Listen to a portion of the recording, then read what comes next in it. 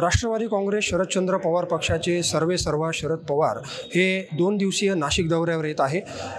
शरद पवार यांचा नाशिक दौरा जो आहे तो नाशिकचा हा दौरा अतिशय महत्त्वपूर्ण ठरणार आहे आणि या दौऱ्याचं जे काही नियोजन आहे ते शहराध्यक्ष गजानन शेलार यांच्या नेतृत्वाखाली या ठिकाणी सुरू आहे।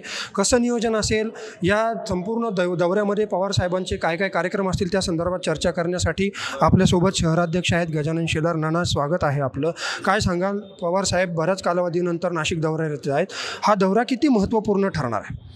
मुळामध्ये हा दौरा अतिशय महत्त्वाचा आहे, कारण या ठिकाणी संपूर्ण महाराष्ट्रातून जे राष्ट्रवादीचे जिल्हा अध्यक्ष असतील, पदाधिकारी असतील, ते सर्व एक दिवसीय शिबिर नाशिकला आम्ही 14 तारखेला ठेवलेलं आहे।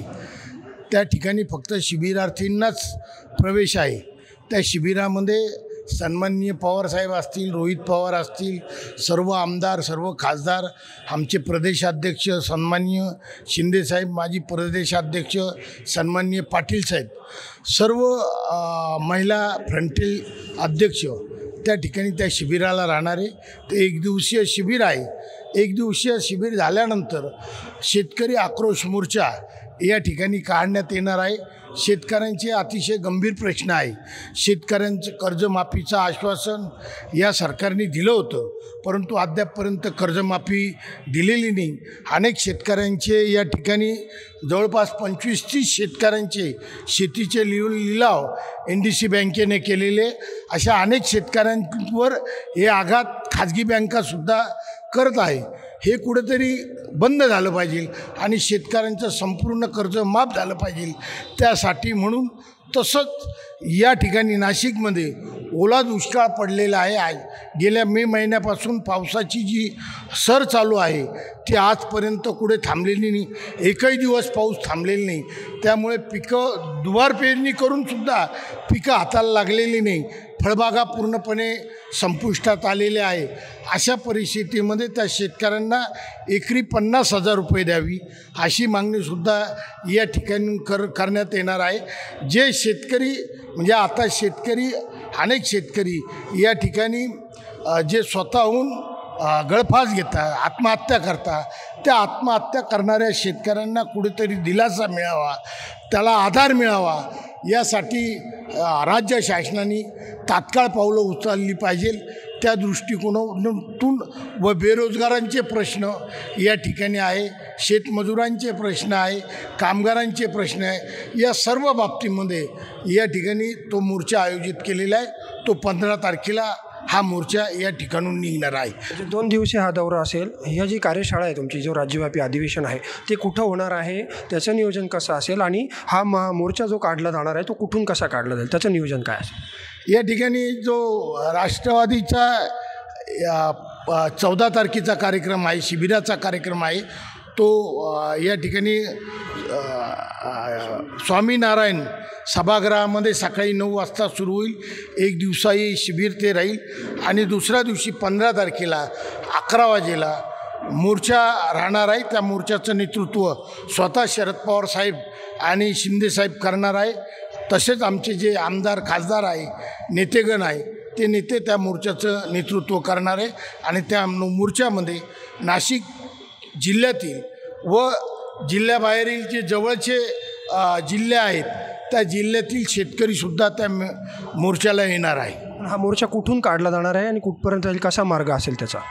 गोल क्लबवरून या ठिकाणी काढण्यात जाणार आहे। त्याच्यावर विंचुरकर चौकापासून CBS चौक, CBS चौकापासून शालीमार, नेहरू गार्डन, त्या ठिकाणी महाबळ चौकावरून मेयर हॉटेलपासून त्या ठिकाणी कलेक्टर कचेरी, अशा पद्धतीचा मोर्चा राहणार आहे आणि तिथेच या ठिकाणी आमचे जे 3-4 नेते आहे सर्व शेतकऱ्यांना मार्गदर्शन करणार आहे।